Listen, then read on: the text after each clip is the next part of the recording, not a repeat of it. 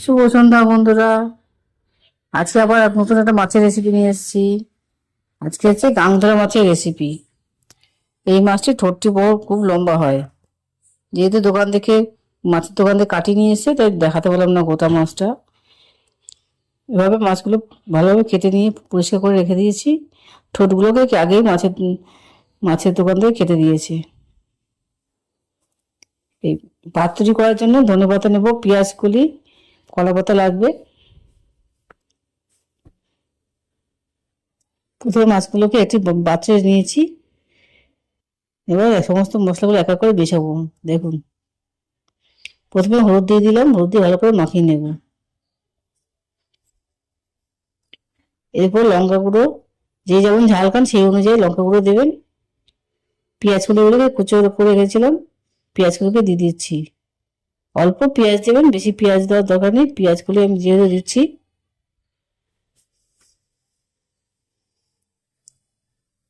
এই পাতুরি খেতে খুবই মজাদার লাগবে। শীতকালে এই পাতুরি রোদে বসে খান, গরম ভাত দিয়ে খান। এর মধ্যে ধনেপাতা কুচি করে দিয়ে দিলাম। বেশি করে লঙ্কা দিলে ঝাল ঝাল খেতে ভালো লাগবে। এবং একটু নুন দিয়ে দিলাম, নুনটা পরিমাণ মতো দেবেন। খাঁটি সর্ষের তেল আছে, সর্ষের তেল দেবেন। এতে পাতুরিতে সর্ষের তেলে ভালো গন্ধ বেরোবে। ভালো করে আমি উপকরণে সমস্ত কিছু ভালো করে মিশিয়ে নিচ্ছি।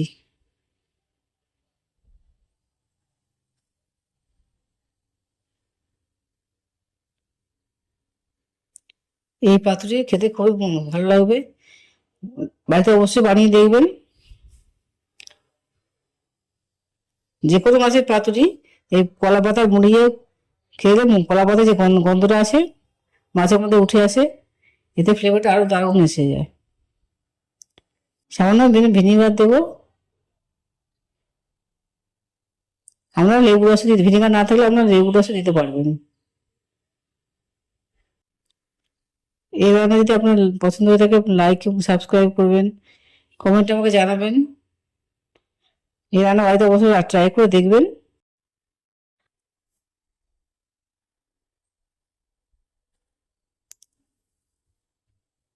যারা এই মাছটা খেতে পছন্দ করেন, এইভাবে রান্না করে দেখুন, স্বাদ বদলে যাবে। কলা পাতাগুলোকে আমি ছোট ছোট করে কেটে নিয়েছি।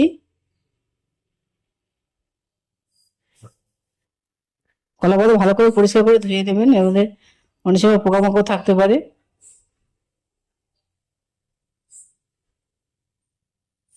মশলা মাখানো মাছগুলো আমি কলা পাতার মধ্যে দিয়ে দিচ্ছি।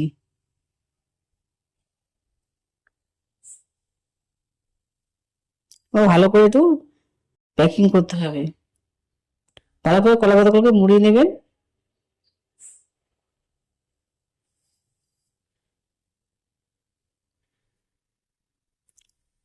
উপর দিয়ে আবার কলা পাতা আমি দিয়ে দিচ্ছি। বেশি করে কলা পাতা দিলে ভালো, পাতুরিটা ভালো হয়, ভিতরে মাছটা ভালো ভালো তৈরি হয়ে যায়, ভালো সিদ্ধ হয়ে যায়।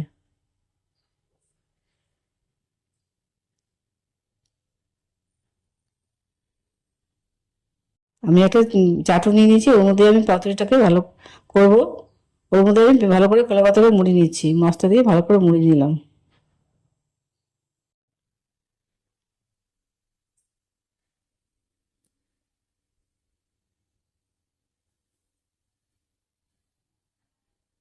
উপরে একটা ঢাকনা আমি দিয়ে দিলাম। ঢাকা দিয়ে গ্যাসটা আমি জ্বালিয়ে দেবো। সমস্তটা রেডি হয়ে গেলে তবে আপনার গ্যাসে বসিয়ে দেবেন। গ্যাসটাকে পুরো বাড়াবেন না, গ্যাসটা আস্তে আস্তে করে ধিমে তালে ধিমে আঁচে হয়ে যাবে।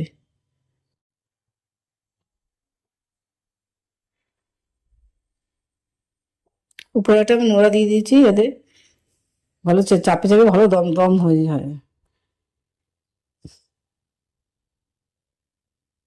ঢাকনাটা উঠিয়ে আমি দেখাচ্ছি আপনাদের।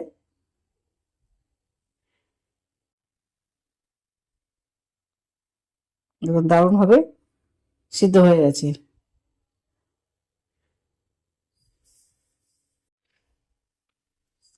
এই মাছ গরম ভাতে পরিবেশন করবেন, সবাই আনন্দ সহকারে খাবে। রেডি আমার কাং ধরা মাছের পাতুরি।